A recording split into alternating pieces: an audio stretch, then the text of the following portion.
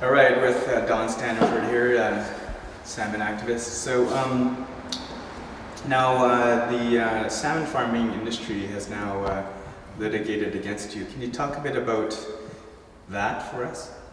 Yeah, here in British Columbia, 92% of the salmon farms are controlled by Norwegian companies, 3 Norwegian multinationals, including Cermaq, which is owned by the Norwegian government. And they're spreading infectious diseases, killing sea lions, killing seals, and spreading parasites like sea lice to wild salmon. And really their activities are impacting on wild Pacific salmon. Here in British Columbia, we're farming Atlantic salmon, an alien species. So these Norwegian companies who have exported pollution from Norway and Ireland and Scotland, where they've fouled their own nests, they're now seeking to expand here in British Columbia. And by speaking out against these Norwegian-owned companies, activists like myself are being muzzled, and there's a lawsuit against a company that I formed, a global alliance against industrial aquaculture, for statements associated with salmon farming. So the specific ad had kind of a tobacco reference. There's a kind of a similar to what you see a warning on a tobacco cigarette pack. Is that what the specific issue for them is? Yes, big aquaculture, as we call it, which includes salmon farming and shrimp farming, is behaving in many ways like big tobacco. The salmon farming industry is behaving like the cigarette, like the smoking industry maybe 20, 30 years ago. It's in denial about the science linking salmon farming with impacts on wild fish, impacts of the deaths of sea lions and seals, and the deaths of workers in Chile, for example.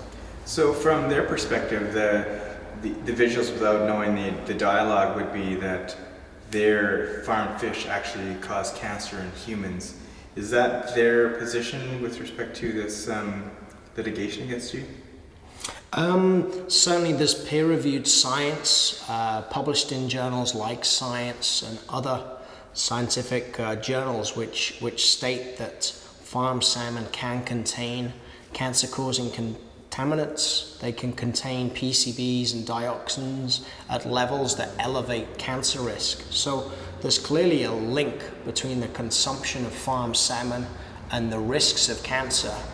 And the salmon farms themselves, these feedlots, they spread infectious diseases, and some of those diseases are effectively cancer or leukemia of the fish.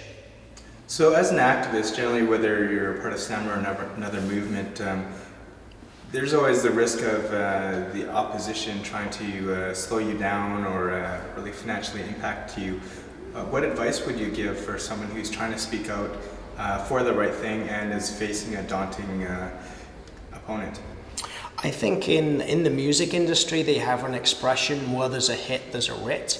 So, by extension, I think as a campaigner, as a journalist, whether you're campaigning on environmental issues or social issues or against the Harper government or whatever, if you're going along the right lines, I think if you attract litigation, then it's actually a good thing. It means that what you're saying is impacting and is having effect on the powers that be.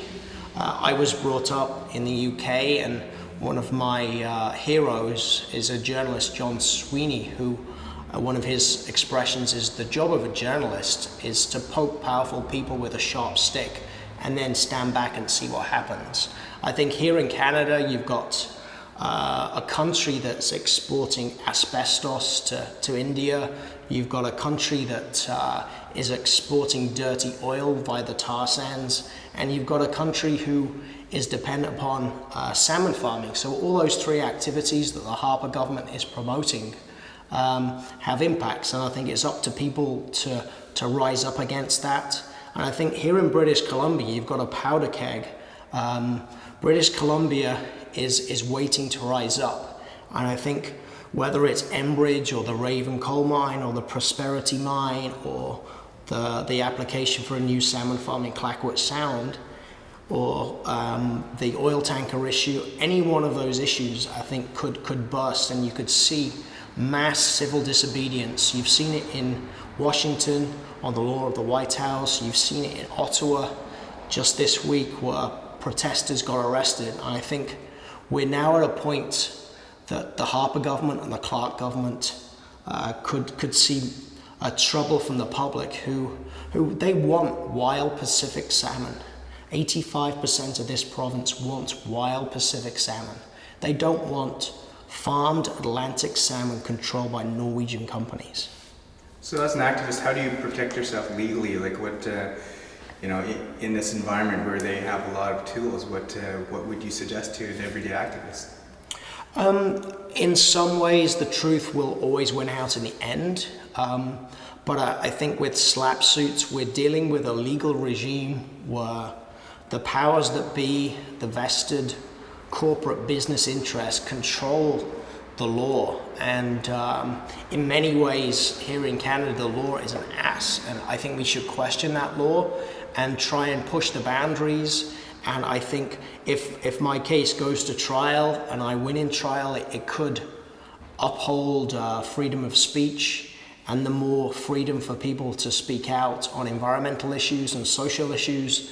I think there are many people here in Canada who are pushing those boundaries, and I would encourage more people to speak out, to speak the truth, research your facts and get things right, but don't be afraid to question authority and question the powers that be.